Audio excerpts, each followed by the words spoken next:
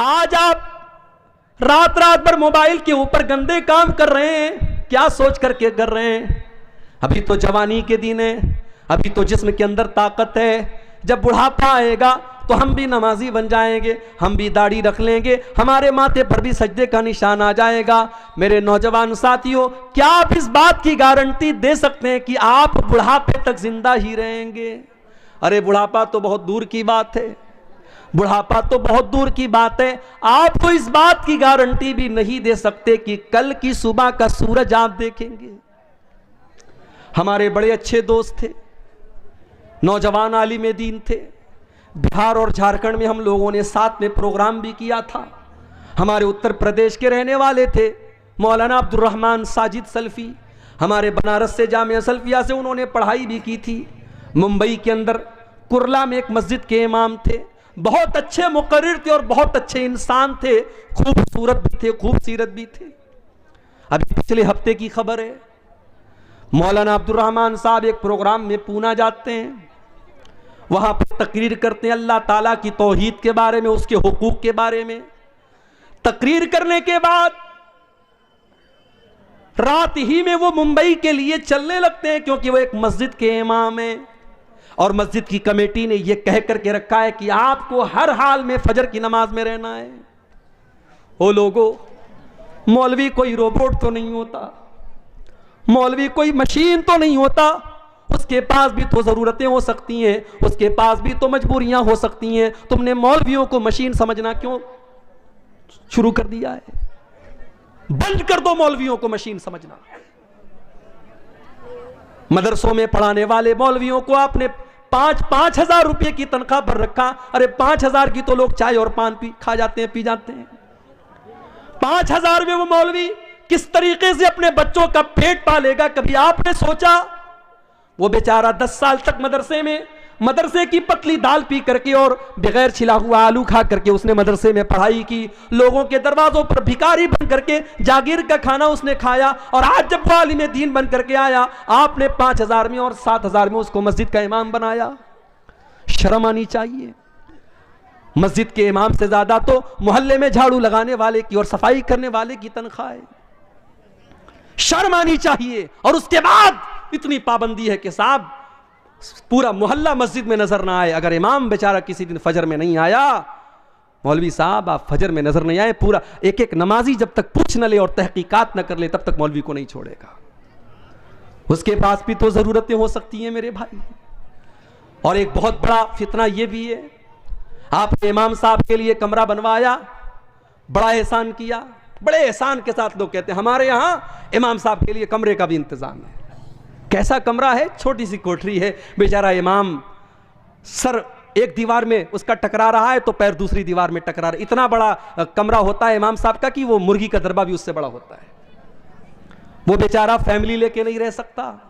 उसकी बीवी बेचारी जिंदगी भर शादीशुदा होने के बाद भी अपने शौहर से दूर रहे। वो लोगों, तुमने इन मौलवियों की जिंदगी को ऐसा क्यों बना दिया? मदरसों में पढ़ाने वाले टीचरों के लिए आपने फैमिली क्वार्टर का इंतजाम क्यों न किया? कल अगर उस मौलवी के कदम बहके, उस इमाम के कदम बहके, उस खतीब के कदम बहके, उस टीचर के कदम बहके, वो तो गुनहगार होगा ही होगा। हम और आप भी कम गुनहगार न होंगे। हमने उनको अपनी फैमिली से दूर करके बहुत बड़ी आजमाइश में डाला है। यहां पर बहुत सारी मस्जिदों के जिम्मेदार भी होंगे, मदरसों के जिम्मेदार भी होंगे। मैं अल्लाह का वास्ता देकर के आपसे कहता हूं कि आप अपने इदारे में पढ़ाने वाले टीचरों के लिए ऐसी जगहों का इंतजाम करिए कि वो फैमिली के साथ रहें। आप मस्जिदों के इमामों के लिए फैमिली क्वार्टर का इंतजाम कीजिए। आपको अगर अपने बीवी बच्चों के साथ रहने का हक है तो उस मौलवी को भी पूरा पूरा हक है मेरे भाई। सरकारी टीचर मर जाए, उसकी बीवी को सरकारी नौकरी मिल जाती है।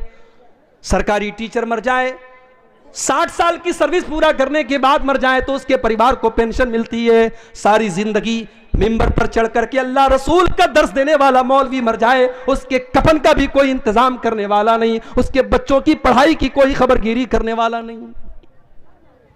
क्या यह दर्द की बात नहीं है? क्या ये सोचने की बात नहीं है? मेरे भाई, दुनिया की हर कौम अपने गुरु की, अपने टीचर की, अपने उस्ताद की का सम्मान करती है। हमारी कौम तो सबसे ज्यादा मौलवियों के अंदर कीड़ा निकालती है। ठीक है, वो इंसान है, उनके अंदर अच्छे भी लोग हैं, बुरे लोग भी हैं, उनके अंदर कमियां हैं, कोताहियां हैं, मगर ये सोचो कि आज के इस दौर में वही है तो आपको अल्लाह के बारे में बता रहे हैं, रसूल के बारे में बता रहे हैं, जन्नत के बारे में बता रहे हैं, जहन्नम के बारे में बता रहे हैं। अल्लाह की कसम, अगर ये उलमा दुनिया से चले गए, आपको कोई कलमा पढ़ाने वाला, आपको कोई कुरान बताने वाला, आपको कोई अल्लाह के बारे में बताने वाला ना मिलेगा।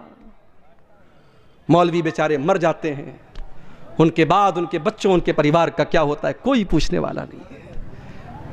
अब्दुर्रहमान सलफी साहब, फजर की नमाज पढ़ाना है, बहुत जल्दी है, उन्होंने टैक्सी पकड़ी, मुंबई से, पूना से मुंबई की टैक्सियां चलती हैं, शेयरिंग टैक्सियां। एक टैक्सी में 7 लोग बैठे हैं और टैक्सी ड्राइवर पूरी स्पीड से चला रहा है, क्योंकि उसको रात में 2 ट्रिप करना है, उसको मुंबई से फिर पूना आना है और जल्दी जल्दी सारे पैसेंजर को पहुंचाना है उनकी मंजिल पर। रात के 11-12 बजे के बीच का टाइम है, मुंबई और पूना की हाईवे पर ड्राइवर ने गाड़ी का कंट्रोल खो दिया। गाड़ी बाएं साइड में, बहुत बुरी तरीके से गाड़ी का एक्सीडेंट हुआ और 7 लोगों में से 6 लोग ऑन द स्पॉट मर गए। मेरे भाइयों, मेरे साथियों, क्या मौलाना अब्दुर्रहमान सलफी ने यह सोचा होगा कि मैं पूना से तकरीर करने के बाद अपनी बीवी की शक्ल न देख पाऊंगा, अपने बच्चों की शक्ल न देख पाऊंगा? उनका इंतकाल हो जाता है, उनकी लाश की फोटो आती है। अल्लाह की कसम, वो लाश का फोटो देख करके आप जिंदगी का फोटो देखिए और लाश का फोटो देखिए, आपकी आंखों में आंसू आ जाएंगे। खूबसूरत चेहरा है, लहू लुहान हो चुका है, सर पूरा पिचक चुका है और ऑन द स्पॉट उनका इंतकाल हो जाता है। मेरे भाई, ये मौत बड़ी बेरहम होती है, ये मौत बड़ी सफाक होती है। इस मौत को कोई मतलब नहीं कि आपकी बीवी के ऊपर क्या गुजरेगी, आपके बच्चों पर क्या गुजरेगी, आपके बाद आपके घर वालों पर क्या गुजरेगी। इस मौत को इससे कोई मतलब नहीं कि आपने कौन कौन से सपने देखे थे, आपकी जिंदगी का क्या टारगेट था, आपने क्या सोचा था। मौत तो अपने टाइम पर आएगी और आपको लेकर के चली जाएगी। वअन्फिकू मिम्मा रज़क़नाकुम मिन क़ब्लि अन यातिया अहदकुमुल मौत। ऐ ईमान वालो, हमने तुमको जो रोजी दी है तुम उसमें से खर्च करो, इसके पहले कि मौत आ जाए। फयक़ूल रब्बी लौला अख़रतनी इला अजलिन क़रीब। और जब मौत आ जाएगी तो इंसान कहेगा, ऐ अल्लाह थोड़ा सा मौका और दे देता, थोड़ा सा टाइम और दे देता। ऐ अल्लाह बहुत पैसा मेरे बैंक में रखा हुआ था, मैं तेरी राह में सदका कर देता। ऐ अल्लाह मैं तेरे रास्ते में दे देता। अल्लाह। लेकिन मौत के बाद सिवाय पछताने के हमारे हाथ में कुछ नहीं आएगा। मौत के बाद इंसान दोबारा दुनिया में आने की तमन्ना करेगा, लेकिन बहुत सारी आरज़ुएं ऐसी होती है जो कभी पूरी नहीं हो सकती। मरने के बाद कभी दुनिया में कोई वापस नहीं आया है। कभी रात में कमरे में आप लेटे हों और लाइट चली जाए तो औरतें तो डर जाती हैं, बच्चे डर जाते हैं, बिल्कुल अंधेरा हो जाता है, हम भी डर जाते हैं।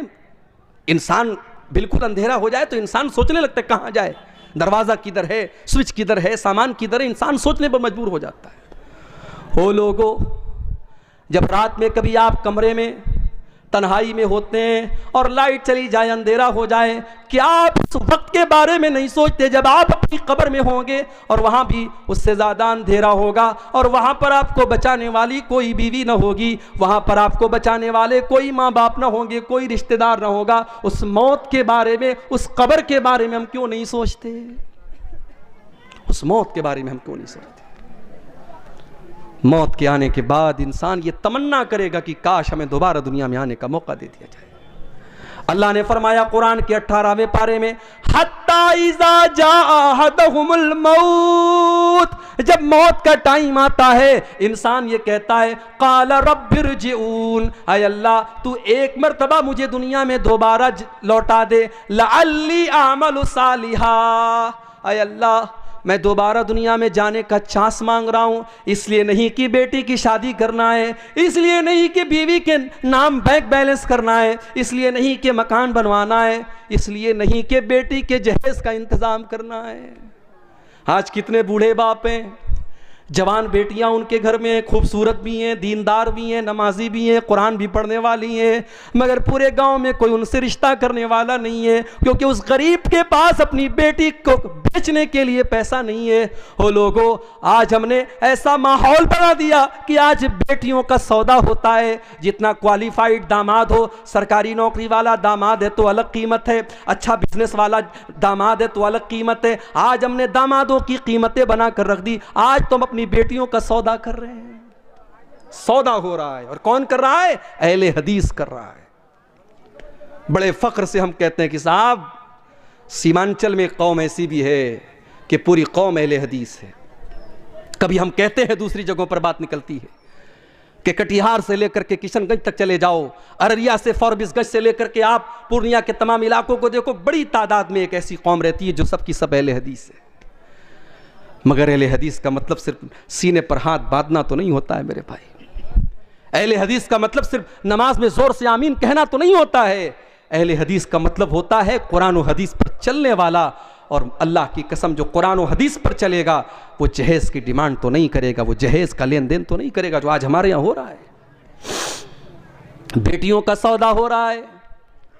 और आज हमने ऐसे हालात पैदा कर दिए कि बेटी पैदा होती है तो ना चाह करके भी बाप की पेशानी पर बल पड़ जाता है कि ये कैसी मुसीबत मेरे पास आ गई।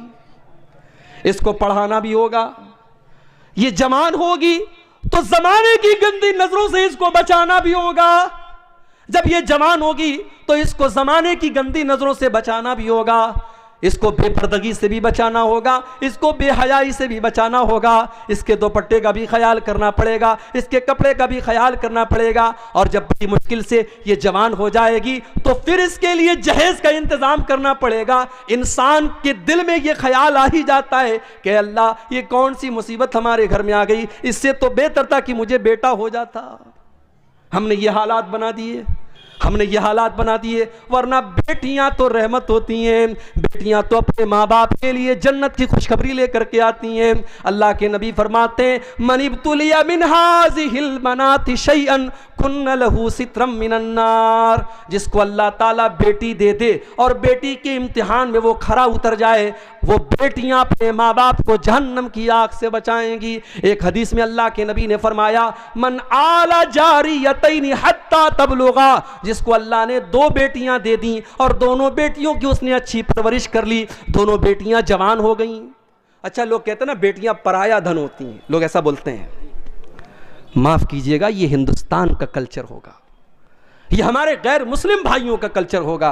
बेटियां पराया धन नहीं होती, बेटियां अपना धन होती हैं, बेटियां अपना धन होती हैं। और हमने देखा है कि माँ बाप आखिरी सांसें ले रहे हैं और उसी घर में रहने वाला जवान बेटा एक बार पलट करके बाप की और माँ की हाल चाल नहीं लेता है, और बेटी बेचारी ससुराल से दौड़ी दौड़ी आती है और माँ के बगल में बैठकर और बाप के बगल में बैठकर उनकी सेवा करती, उनकी खिदमत करती है। बेटियों को पराया धन समझने की ये ज़हनियत निकाल दो मेरे भाइयों। बेटियां हमेशा अपनी होती, और जिसको अल्लाह ने 2 बेटियां दे दी, और अल्लाह के प्यारे नबी कहते हैं कि जिसने उन दोनों बेटियों की परवरिश कर ली, यहां तक कि वो दोनों बेटियां जवान हो गईं, तो कयामत के दिन वो इंसान इस हाल में आएगा। अल्लाह के नबी ने अपनी दोनों उंगलियों से इशारा करके फरमाया कि जैसे ये दोनों उंगलियां एक दूसरे के साथ मिली हुई हैं, लगी हुई हैं, बेटियों की परवरिश करने वाला वो बाप, वो माँ कल कयामत के दिन जन्नत में मेरे साथ इस तरीके से रहेगा जो जैसे ये दोनों उंगलियां एक दूसरे से मिली हुई हैं। मगर हमने जहेज की इस रस्म की वजह से हमने आज बेटियों को बोझ बना दिया।